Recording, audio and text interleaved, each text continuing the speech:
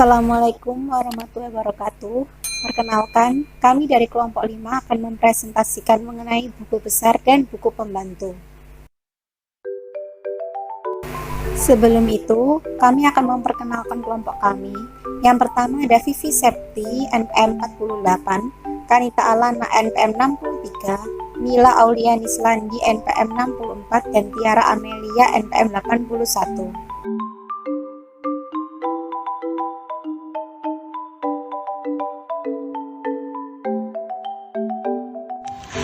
Assalamualaikum warahmatullahi wabarakatuh.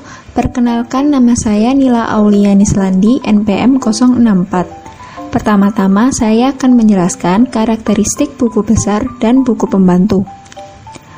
Buku besar adalah kumpulan akun-akun yang digunakan untuk menyertasi dan meringkas informasi yang telah dicatat dalam jurnal. Sedangkan buku pembantu adalah suatu cabang buku besar yang berisi rincian akun tertentu yang ada dalam buku besar. Dengan demikian, baik buku besar maupun buku pembantu terdiri dari akun. Apakah akun itu? Akun adalah judul suatu catatan akuntansi yang umumnya berbentuk T, yang dibagi menjadi dua bagian. Sebelah kiri disebut debit dan sebelah kanan disebut kredit. Sebagai alat untuk mengklasifikasikan dan mencatat transaksi berdasarkan prinsip tata buku berpasangan atau double entry bookkeeping. Selanjutnya, proses sortasi dan pemindahan data ke dalam buku besar dan buku pembantu disebut dengan pembukuan atau posting. Dalam sistem manual, kegiatan posting ini memerlukan 4 tahap sebagai berikut ini. Yang pertama, pembuatan rekapitulasi jurnal. Pembuatan rekapitulasi mengawali kegiatan posting. Jika perusahaan menyelenggarakan jurnal-jurnal khusus berkolom, kegiatan posting diawali dengan penjumlahan kolom-kolom dan pembuatan ringkasan data rupiah dari kolom-kolom lain dalam jurnal tersebut. Yang kedua, penyertasian akun yang akan diisi dengan data rekapitulasi. Untuk mencatat hasil rekapitulasi tersebut, harus dilakukan penyertasian terhadap akun dalam buku besar. Untuk mencari akun yang bersangkutan dengan yang tercantum dalam hasil rekapitulasi. Setelah akun yang dimaksud ditemukan, kemudian diambil dari arsip, diletakkan di meja untuk disiapkan menerima posting informasi dari rekapitulasi jurnal. Lalu yang ketiga, pencatatan data rekapitulasi dalam akun yang bersangkutan. Pencatatan data hasil rekapitulasi jurnal ke dalam akun dilakukan dengan mencatat tanggal, nama jurnal, halaman jurnal atau folio jurnal, dan jumlah rupiah yang didebitkan atau dikreditkan ke dalam akun tersebut. Yang keempat, pengembalian akun ke dalam arsip pada urutannya semula. Setelah kegiatan pencatatan ini selesai dilaksanakan, akun yang bersangkutan harus dikembalikan ke dalam arsip pada tempatnya semula untuk memudahkan pencariannya kembali dalam kegiatan posting yang lain. Buku besar merupakan tempat untuk menampung informasi yang akan disajikan dalam laporan keuangan. Jika diperlukan rincian mengenai akun tertentu dalam buku besar, maka dibentuklah buku pembantu. Akun yang ada dalam buku besar yang dirinci dalam buku pembantu disebut dengan akun kontrol atau controlling account. Sedangkan akun yang ada dalam buku pembantu yang merupakan rincian akun tertentu dalam buku besar disebut dengan akun pembantu atau subsidiary account.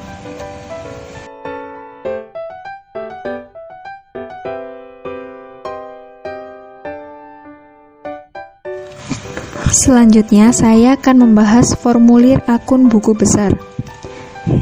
Di slide sebelumnya sudah disebutkan bahwa akun buku besar umumnya berbentuk T, yang merupakan catatan akuntansi yang dibagi dua secara vertikal. Sebelah kiri disebut debit dan sebelah kanan disebut kredit. Ada berbagai variasi bentuk formulir akun buku besar. Yang pertama, akun dengan debit lebar. Bentuk akun ini menyediakan kolom keterangan pada sebelah debit lebih lebar bila dibandingkan dengan kolom keterangan pada sebelah kredit. Hal ini dilakukan karena penjelasan yang bersangkutan dengan transaksi pendebitan lebih banyak bila dibandingkan dengan penjelasan yang bersangkutan dengan transaksi pengkreditan. Dan jika penentuan saldonya perlu dilakukan secara periodik. Yang kedua, akun biasa. Bentuk akun ini sangat luas digunakan. Akun ini mempunyai kolom keterangan yang sama lebar untuk sebelah debit maupun sebelah kredit. Umumnya akun buku besar menggunakan bentuk akun ini. Buku pembantu yang menggunakan bentuk akun adalah buku pembantu piutang dan buku pembantu utang. Selanjutnya yang ketiga, ada akun berkolom saldo. Bentuk akun ini digunakan jika diperlukan penjelasan yang banyak, baik untuk transaksi pendebitan maupun transaksi pengkreditan. Dan jika diperlukan informasi saldo berjalan setiap saat, kolom saldo ini diletakkan di sebelah kanan untuk memudahkan penyusunan neraca sisa. Untuk menunjukkan apakah saldo yang tercantum dalam kolom saldo merupakan saldo debit atau saldo kredit, ada dua cara merancang kolom saldo tersebut. Pada contoh akun berkolom saldo A, dengan mencantumkan kolom debit atau kredit untuk memberi tanda D untuk saldo debit dan K untuk saldo kredit di muka angka yang tercantum dalam kolom saldo.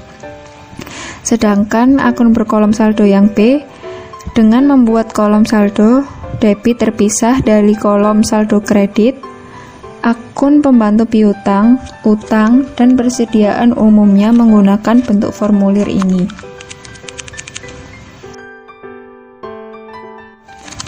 Selanjutnya yang keempat, akun berkolom saldo di tengah. Bentuk akun ini digunakan jika diperlukan informasi saldo akun setiap saat, baik saldo debit maupun saldo kredit, dan diperlukan penjelasan yang relatif sama banyaknya, baik untuk transaksi pendebitan maupun transaksi pengkreditan. Kolom saldo diletakkan di tengah-tengah formulir akun. Akun pembantu piutang dan utang umumnya menggunakan bentuk formulir ini. Selanjutnya, yang kelima, ada akun ganda berkolom saldo. Bentuk akun ini digunakan jika hanya diperlukan penjelasan singkat untuk setiap transaksi pendebitan dan pengkreditan, jika diperlukan informasi saldo berjalan setiap saat, dan jika akun sangat aktif dipakai. Selanjutnya, akun dengan kolom saldo lama dan saldo baru. Akun ini biasanya digunakan jika perusahaan menggunakan mesin pembukuan sebagai alat postingnya. Operasi posting dengan mesin pembukuan memerlukan kegiatan penjemputan saldo lama atau old balance pickup untuk memungkinkan mesin pembukuan dengan otomatis menghitung saldo baru. Oleh karena itu, formulir akun didesain dengan menyediakan kolom-kolom saldo lama dan saldo baru untuk memenuhi keperluan posting dengan mesin pembukuan tersebut.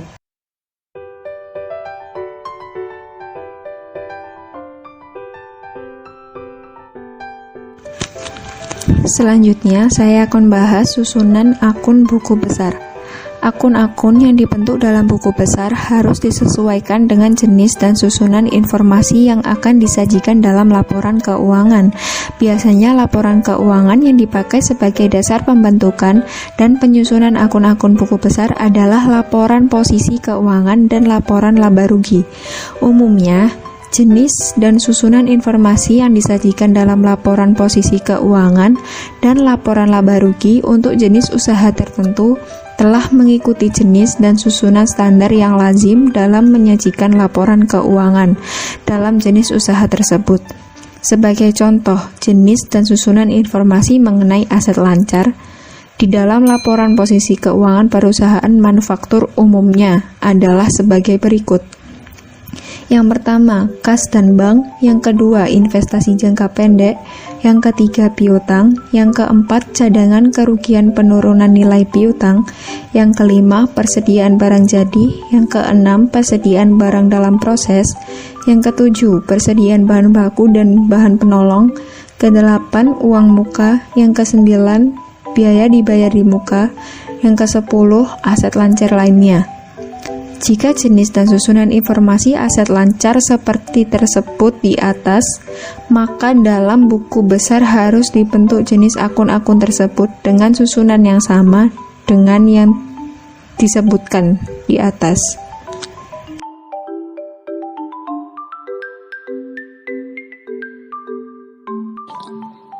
Nama saya Tiara Amelia Putri, NPM 081. Selanjutnya yaitu kode akun atau chart of accounts. Kode adalah suatu rangka atau framework yang menggunakan angka atau huruf atau kombinasi angka dan huruf untuk memberi tanda terhadap klasifikasi yang sebelumnya telah dibuat. Kode ini memudahkan identifikasi dan pembedaan elemen-elemen yang ada di dalam suatu klasifikasi. Pengolahan data akuntansi sangat tergantung pada penggunaan kode untuk mencatat, mengklasifikasikan, menyimpan, dan mengambil data keuangan. Tujuan kode. Yang pertama ada mengidentifikasi data akuntansi secara unik. Data akuntansi perlu diidentifikasi secara unik agar dapat dilakukan pencatatan, klasifikasi, penyimpanan, dan pengambilan data tersebut dengan benar.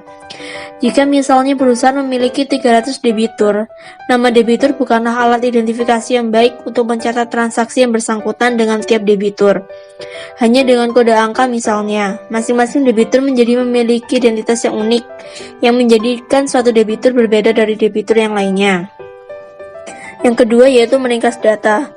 Kode menjadikan data akuntansi lebih ringkas sehingga memerlukan lebih sedikit ruang dalam pencatatannya. Dalam pencatatan transaksi penjualan misalnya, bagian akuntansi tidak perlu menuliskan nama akun beban pokok penjualan dan persediaan produk jadi, namun cukup menuliskan kode kedua akun tersebut dalam jurnal umum. Tujuan yang ketiga yaitu mengklasifikasi akun atau transaksi. Dalam mengolah data akuntansi, kode digunakan untuk menunjukkan ke dalam klasifikasi apa suatu akun atau transaksi dikelompokkan. Misalnya daerah pemasaran Yogyakarta diberi kode 15, maka semua faktur penjualan untuk transaksi penjualan yang terjadi di Yogyakarta akan diberi kode 15, sehingga memudahkan pengklasifikasian informasi penjualan menurut daerah pemasaran. Tujuan yang keempat yaitu menyampaikan makna tertentu. Dengan kode, kita dapat menyampaikan informasi yang bermakna tertentu. Jika mobil di daerah istimewa Yogyakarta diberi kode yang dimulai dengan huruf AB, maka sebuah mobil yang kodenya dimulai dengan angka AB akan bermakna tertentu bagi orang yang memahami sistem pemberian kode tersebut. Selanjutnya, metode pemberian kode akun. Pemberian kode akun umumnya didasarkan pada rangka pemberian kode tertentu, sehingga memudahkan pemakai dalam penggunaannya. Pemberian kode akun tidak dimaksudkan agar pemakai menghafalkan kode-kode akun yang disusun, namun untuk memudahkan pemakai mengikuti rangka logika pemberian kode akun, sehingga dapat menggunakan akun yang disusun untuk pemberian identifikasi transaksi yang terjadi dalam perusahaan. Ada 5 metode pemberian kode akun. Ada 5 metode pemberian kode akun. Yang pertama, kode angka atau alfabet urut atau numerical or alphabetic sequence code. Yang kedua, kode angka blok atau block numerical code. Yang ketiga, kode angka kelompok atau group numerical code. Yang keempat, kode angka desimal atau decimal code. Yang kelima, kode angka urut didahului dengan huruf atau numerical sequence preceded by an alphabetic reference. Selanjutnya, kode angka atau alfabet urut. Dalam metode pemberian kode ini, akun buku besar diberi kode angka atau huruf yang berurutan. Kelemahan kode angka atau alfabet urut ini adalah jika terjadi perluasan jumlah akun, hal ini akan mengakibatkan perubahan menyeluruh terhadap kode akun yang mempunyai kode angka yang lebih besar. Contoh kode angka urut adalah 1. Kas dan bank, 2. Investasi jangka pendek, 3. Piutang, 4. Cadangan kerugian penurunan nilai piutang, 5. Persediaan barang jadi, 6. Persediaan barang dalam proses, 7. Persediaan bahan baku dan bahan penolong, 8. Biaya dibayar di muka, 9. Aset lancar lainnya, 10. Investasi jangka panjang, dan seterusnya. Pemberian kode dengan kode angka urut ini memiliki karakteristik sebagai berikut. 1. Akun diberi kode dengan angka urut dari angka kecil ke angka besar. 2. Jumlah angka atau digit dalam kode tidak sama. Akun dengan kode 1-9 memiliki satu angka dalam kode akunnya. Sedangkan akun dengan kode 10 sampai dengan 99 memiliki dua angka. Sedangkan akun dengan kode 100 sampai 999 memiliki tiga angka dalam kode akunnya, dan seterusnya. Yang ketiga yaitu perluasan klasifikasi pada suatu akun akan mengakibatkan perubahan kode semua akun yang kodenya lebih besar dari kode akun yang mengalami perluasan. Sebagai contoh, jika akun 20, beban yang ditangguhkan dalam daftar akun di atas diperinci lebih lanjut menjadi 3 akun, 21 beban organisasi, 22 rookie trial run, dan 23 beban promosi. Maka akun-akun yang sebelumnya berkode di atas akun yang dibaca tersebut, semuanya akan mengalami perubahan kode. Selanjutnya, kode angka blok. Dalam metode pemberian kode ini, akun buku besar dikelompokkan menjadi beberapa golongan, dan setiap golongan disediakan satu blok angka yang berurutan untuk memberi kodenya. Penggunaan kode angka blok ini dapat mengatasi kelemahan kode angka urut, yang jika terjadi perluasan klasifikasi pada suatu akun, mengakibatkan perubahan kode semua akun yang kodenya lebih besar dari kode akun yang mengalami perluasan. Untuk menghadapi kemungkinan perluasan akun, dalam setiap blok angka disediakan angka cadangan perluasan, sehingga perluasan kode akun hanya akan mempengaruhi pemberian kode akun dalam blok yang bersangkutan. Contoh kode angka blok adalah sebagai berikut. Akun buku besar digolongkan menjadi golongan, dan setiap golongan disediakan satu blok angka yang berurutan sebagai berikut. Seperti 1-24 aset lancar, 25-39 investasi jangka panjang, 40-69 aset tetap, 70-79 aset tak berwujud, 80-99 aset lain-lain, dan seterusnya. Pemberian kode dengan kode angka blok ini memiliki karakteristik sebagai berikut. Akun diberi kode dengan blok angka yang berurutan dari angka kecil ke angka besar. Jumlah angka atau digit dalam kode tidak sama. Akun berkode angka dalam blok 1 sampai dengan 9 memiliki satu angka dalam kodenya. Dalam blok 10 sampai dengan 99 memiliki dua angka dalam kodenya. Dan yang dalam blok 100 sampai dengan 999 memiliki tiga angka dalam kodenya, dan seterusnya. Yang ketiga, perluasan klasifikasi pada suatu akun ditampung dengan menyediakan angka cadangan dalam setiap blok yang diperkirakan akan mengalami perluasan klasifikasi. Sebagai contoh, untuk klasifikasi akun liabilitas jangka panjang disediakan angka 125 sampai dengan 129. Karena diperkirakan jumlah akun yang termasuk dalam klasifikasi ini tidak akan lebih dari 5 akun. Untuk sementara baru 3 angka yang dipakai untuk memberi kode, yaitu angka 125, 126, dan 127. Angka 128 dan 129 disediakan untuk menampung perluasan klasifikasi utang jangka panjang yang diperkirakan oleh analis sistemnya tidak lebih dari 2 akun tambahan. Jika misalnya analis sistem memperkirakan kemungkinan tambahan akun akibat perluasan klasifikasi liabilitas jangka panjang berjumlah 10 akun, maka blok angka yang disediakan untuk klasifikasi liabilitas jangka panjang adalah 125 sampai dengan 139, bukan hanya 125 sampai dengan 129.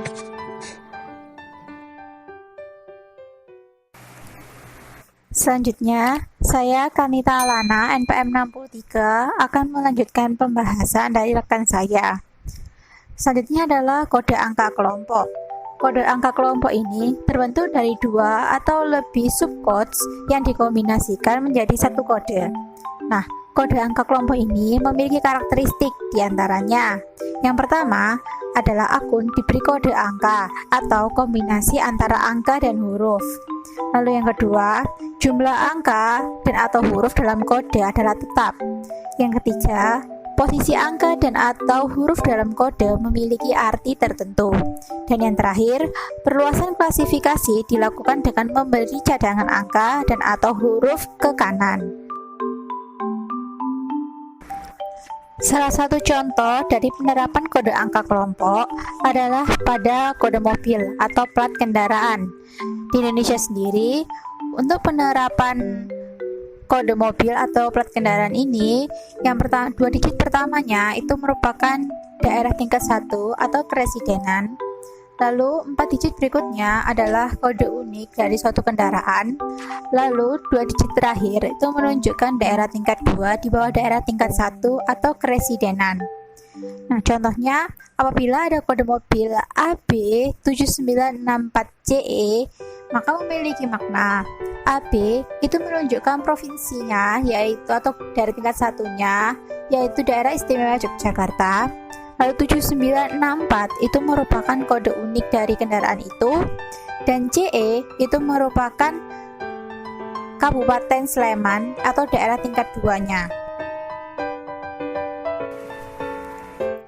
Kode angka kelompok juga dapat digunakan untuk menunjukkan hierarki suatu data. Nah, contohnya adalah pemakaian kode angka kelompok untuk memberikan kode akun beban guna menghasilkan informasi biaya. Yang pertama, itu adalah hubungan beban dengan pusat pertanggungjawaban dalam perusahaan. Nah, itu bisa dibagi menurut hierarki seperti direksi, departemen, dan bagian. Lalu yang kedua adalah jenis biaya. Berdasarkan data itu, dapat ditentukan bahwa jumlah angka dalam kode itu adalah 5. Dengan rincian, 3 angka pertama itu menunjukkan hubungan biaya dengan struktur organisasi, dan 2 angka sisanya untuk menunjukkan jenis beban. Dengan demikian, arti posisi angka dalam kode akun dapat dilihat pada gambar, di mana digit pertama itu menunjukkan hubungan dengan direktorat, lalu yang kedua adalah dengan departemen, ketiga bagian, dan digit keempat serta kelima itu menunjukkan jenis biayanya.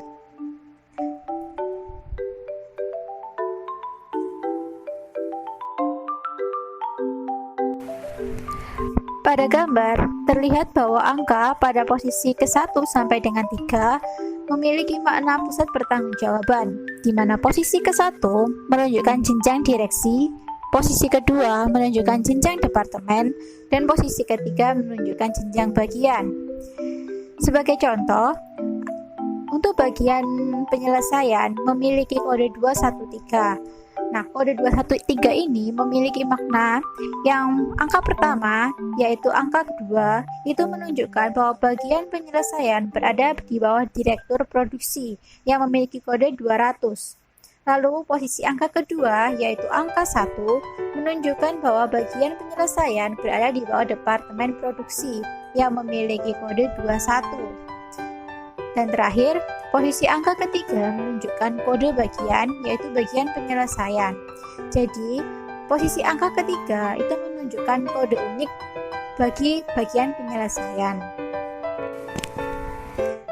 Lalu, untuk posisi angka keempat dan kelima itu menunjukkan jenis beban. Karena pada contoh soal itu menunjukkan bahwa beban disediakan hanya 2 posisi angka, karena diperkirakan jenis beban itu tidak akan melebihi 100 jumlahnya. Nah, jika memang jumlahnya beban itu bisa lebih dari 100, maka digit angkanya itu bisa ditambah. Jadi bisa saja lebih dari 2 digit untuk jenis bebannya. Kode angka desimal merupakan kode yang memberi klasifikasi yang membagi kelompok menjadi maksimum 10 subkelompok dan membagi masing-masing subkelompok menjadi maksimal 10 golongan yang lebih kecil daripada subkelompok tersebut. Sebagai contoh, kode 1 menunjukkan persediaan. Kemudian, dari persediaan itu ada lagi subkelompok yaitu 1.1 yang merupakan persediaan suku cadang. Dari persediaan suku cadang dapat dibagi menjadi 10 golongan lagi maksimal. Misalkan 1.1.1 yang merupakan persediaan suku cadang paku. Kemudian misalkan ada persediaan lain yaitu persediaan bahan baku yang memiliki kode 1.3, maka dia bisa dibagi lagi menjadi maksimal 10 golongan, yaitu 1.3.1 yang merupakan persediaan bahan baku kayu, lalu 1.3.2 yang merupakan persediaan bahan baku ampas tebu, dan sebagainya. Lalu Pemberian kode dengan angka desimal ini memiliki karakteristik. Yang pertama, akun diberi kode dengan angka yang berurutan, dari angka kecil ke angka yang besar. Lalu yang kedua, jumlah angka atau digit dalam kode tidaklah sama. Klasifikasi besar memiliki jumlah angka yang lebih sedikit dibandingkan dengan klasifikasi rinciannya. Lalu yang ketiga, perluasan klasifikasi pada suatu akun dilakukan dengan maksimum pemecahan tidak lebih dari 10. Pemberian kode perluasannya dilakukan dengan menambahkan satu angka di sebelah kanannya. Lalu selanjutnya adalah kode angka urut yang didahului dengan huruf. Kode ini itu menggunakan kombinasi angka dengan huruf, di mana setiap akun diberi kode angka yang di depannya dicantumkan huruf singkatan kelompok akun tersebut. Sebagai contoh, AL101 merupakan kode akun dari Aset Lancar yang memiliki kode angka 101, misalkan KAS. Lalu ada ATL112 menunjukkan aset tidak lancar yang memiliki kode angka 112, misalkan peralatan.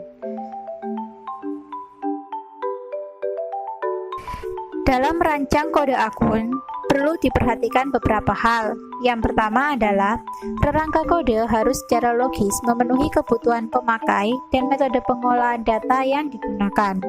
Yang kedua, setiap kode harus mewakili secara unik unsur yang diberi kode. Lalu yang ketiga, desain kode harus mudah disesuaikan dengan tuntutan perubahan. Jika struktur kode harus diubah setiap kali menghadapi tuntutan perubahan, hal ini tentunya akan memerlukan biaya perubahan dan akan membingungkan pemakainya.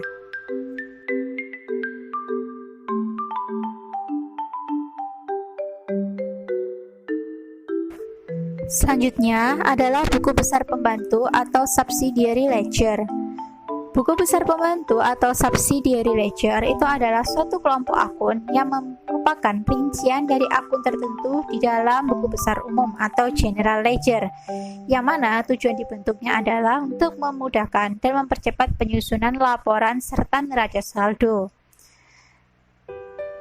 Umumnya, perusahaan manufaktur itu memiliki beberapa macam jenis buku pembantu. Yang pertama adalah buku pembantu persediaan, lalu ada buku pembantu piutang, lalu ada buku pembantu utang, 4 ada buku pembantu harga pokok produk, yang kelima adalah buku pembantu biaya, dan yang keenam adalah buku pembantu aset tetap.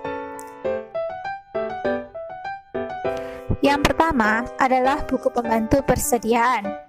Buku pembantu persediaan merupakan buku pembantu yang terdiri dari kartu persediaan yang berisi informasi mengenai kuantitas ataupun harga pokok berbagai persediaan yang dimiliki oleh perusahaan. Kartu persediaan ini digunakan untuk mencatat mutasi persediaan dan juga saldo dari setiap jenis persediaan, baik kuantitas maupun harga pokoknya. Umumnya, kartu persediaan ini diselenggarakan oleh bagian akuntansi biaya. Yang kedua, ada buku pembantu piutang. Buku pembantu piutang merupakan buku pembantu yang terdiri dari kartu piutang yang disusun menurut nama dari debitur perusahaan. Umumnya, buku besar pembantu piutang ini digunakan untuk mencatat mutasi dan saldo piutang kepada masing-masing debitur, serta digunakan sebagai sumber informasi untuk membuat surat pernyataan piutang yang akan dikirimkan kepada setiap debitur secara berkala. Buku pembantu ini itu merupakan rincian dari akun piutang usaha yang ada di dalam general ledger. Lalu yang ketiga, ada buku pembantu hutang. Buku pembantu hutang merupakan buku pembantu yang terdiri dari kartu hutang yang disusun menurut nama kreditur perusahaan. Kegunaannya adalah untuk mencatat mutasi dan saldo hutang kepada masing-masing kreditur, serta digunakan sebagai sumber informasi untuk melakukan rekonsiliasi dengan pernyataan hutang yang diterima dari kreditur secara periodik. Nah, buku pembantu ini merupakan rincian dari akun utang usaha yang ada di dalam general ledger.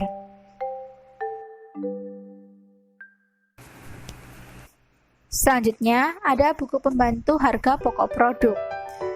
Buku pembantu harga pokok produk merupakan buku pembantu yang terdiri dari kartu harga pokok produk yang digunakan untuk mencatat harga pokok pesanan yang diproduksi oleh perusahaan.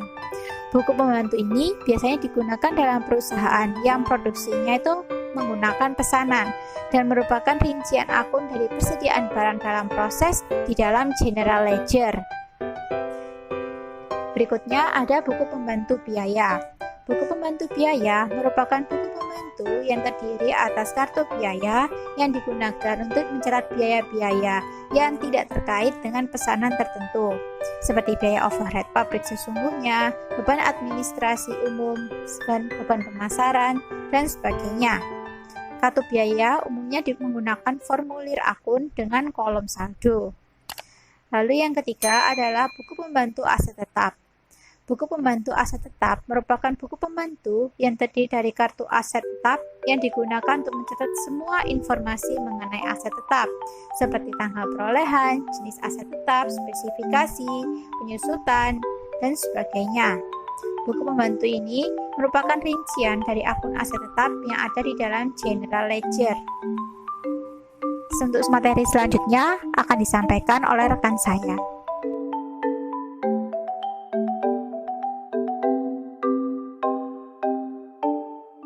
Perkenalkan, nama saya Vivi Septi Arfianti, NPM 048. Selanjutnya, saya akan membahas materi selanjutnya, yaitu tentang posting ke dalam akun buku besar dan buku pembantu. Apa sih yang dimaksud posting? Posting di sini adalah proses menyortir dan memindahkan data ke dalam buku besar dan buku pembantu. Selanjutnya, dalam memposting ke dalam buku besar dan buku pembantu dapat dilakukan dengan salah satu di antara 4 metode berikut ini. Yang pertama, posting jurnal ke dalam akun buku besar dengan tulisan tangan, dan posting dokumen sumber ke dalam akun buku pembantu dengan cara yang sama. Jadi, dalam metode posting ini, data yang sudah terkumpul dalam jurnal diposting ke dalam buku besar dengan tulis tangan. Posting ke dalam akun buku pembantu dapat bersumber dari data yang telah dicatat dalam jurnal atau langsung dari dokumen sumber. Untuk dapat memposting jurnal ke dalam akun yang bersangkutan dalam buku besar, dilakukan pembuatan rekapitulasi jurnal terlebih dahulu. Untuk menjamin ketelitian posting, secara periodik dibuat neraca saldo yang berisi jumlah pendebitan dan pengkreditan tiap akun buku pembantu. Neraca saldo ini direkonsiliasi dengan pendebitan dan pengkreditan akun kontrol yang bersangkutan dalam buku besar. Di samping itu, dari akun-akun buku besar secara periodik dibuat neraca saldo untuk mengecek apakah jumlah pendebitan dan jumlah pengkreditan akun-akun buku besar tersebut seimbang. Lalu metode yang kedua yaitu posting dokumen sumber ke dalam akun buku pembantu yang menghasilkan jurnal sebagai tembusan posting ke dalam akun tersebut. Jadi dalam metode posting ini, dokumen sumber diposting ke dalam buku pembantu dengan tulis tangan atau dengan mesin pembukuan yang tembusan postingannya menghasilkan jurnal. Posting ke dalam akun buku besar bersumber dari jurnal yang merupakan tembusan hasil posting tersebut. Jika digunakan mesin pembukuan, ketelitian posting dapat diuji dengan melakukan pembuktian meneliti posting langsung dengan menggunakan mesin pembukuan atau dengan melaksanakan pembuktian ketelitian posting tidak langsung. Jika pembuktian ketelitian posting tidak langsung yang digunakan, secara periodik dibuat neraca saldo yang berisi jumlah pendebitan dan pengkreditan tiap akun buku pembantu. Neraca saldo ini direkonsiliasi dengan pendebitan dan pengkreditan akun kontrol yang bersangkutan ke dalam buku besar. Di samping itu, dari akun buku besar secara periodik dibuat neraca saldo untuk mengecek apakah jumlah pendebitan dan jumlah pengkreditan akun-akun buku besar itu seimbang. Lalu metode yang ketiga yaitu posting ke dalam buku pembantu sebagai akibat dari pengisian dokumen sumber yang sekaligus menghasilkan jurnal sebagai tembusan pengisian bukti tersebut. Jadi dalam metode ini, pembuatan dokumen sumber, posting ke dalam buku pembantu, dan pencatatan jurnal dilakukan dalam sekali tulis, biasanya menggunakan mesin pembukuan. Data yang dicatat dalam buku pembantu dan jurnal merupakan tembusan hasil pengisian data di atas dokumen sumber. Posting ke dalam akun buku besar bersumber dari jurnal. Jika pembuktian ketelitian posting tidak langsung digunakan, secara periodik dibuat neraca saldo yang berisi jumlah pendebitan dan pengkreditan tiap akun buku pembantu. Neraca saldo ini direkonsiliasi dengan pendebitan dan pengkreditan akun kontrol yang bersangkutan ke dalam buku besar. Di samping itu, dari akun-akun buku besar secara periodik dibuat neraca saldo untuk mengecek apakah jumlah pendebitan dan jumlah pengkreditan akun-akun buku besar tersebut sudah seimbang. Dan metode yang terakhir yaitu pembukaan tanpa buku pembantu. Dalam metode ini tidak digunakan buku pembantu dalam pembukuan. Fungsi buku pembantu digantikan dengan arsip dokumen sumber. Dokumen sumber dicatat ke dalam jurnal dengan tulis tangan dan secara periodik informasi dalam jurnal diposting ke dalam akun yang bersangkutan ke dalam buku besar dengan tulis tangan. Setelah dokumen sumber dicatat di dalam jurnal, kemudian diarsipkan sementara menurut abjad dan susunan lainnya. Arsip dokumen sumber inilah yang berfungsi sebagai buku pembantu.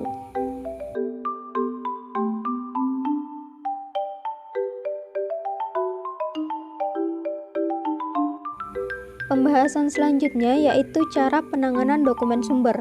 Sebelumnya, dokumen sumber ini merupakan dokumen yang digunakan untuk merekam data terjadinya transaksi keuangan yang merupakan dasar untuk melakukan pencatatan ke dalam jurnal dan akun pembantu.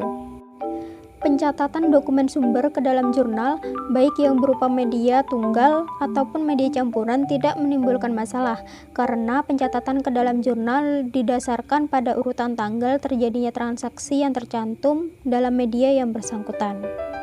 Jadi, dokumen sumber ini dibagi menjadi dua golongan atau dua jenis, yaitu penanganan media tunggal dan penanganan media campuran. Yang pertama, penanganan media tunggal. Media tunggal adalah dokumen sumber yang hanya berisi satu akun yang didebit atau satu akun dikredit. Posting media tunggal ini ke dalam akun buku pembantu tidak dapat menimbulkan masalah. Lalu yang kedua yaitu penanganan media campuran. Media campuran ini adalah dokumen sumber yang berisi lebih dari satu akun yang dikredit atau lebih dari satu akun yang didebit. Lalu dalam penanganan media campuran ini, untuk memposting ke dalam akun buku pembantu dapat dilakukan dengan salah satu dua metode di bawah ini. Yang pertama ada random posting. Dalam metode random posting ini, media campuran diposting ke dalam akun sesuai dengan urutannya pada saat diterima oleh petugas posting. Dan random posting ini memiliki dua karakteristik. Yang pertama, setiap media hanya diambil sekali untuk diposting ke dalam akun. Yang kedua, akun dapat diambil lebih dari satu kali selama periode posting. Lalu metode yang kedua yaitu ex-house posting. Jadi dalam metode ini, media dikelompokkan dan dikelompokkan kembali menurut akun yang akan didebit atau dikredit. Akun hanya diisi sekali dengan semua debit atau kredit selama posting semua media. Jadi exhausting posting ini memiliki dua karakteristik juga. Yang pertama, setiap akun hanya diambil sekali untuk diisi posting dari media. Yang kedua, media dapat diambil lebih dari satu kali untuk diposting ke dalam akun selama periode posting. Sekian presentasi dari kelompok kami, kurang lebihnya mohon maaf. Wassalamualaikum warahmatullahi wabarakatuh.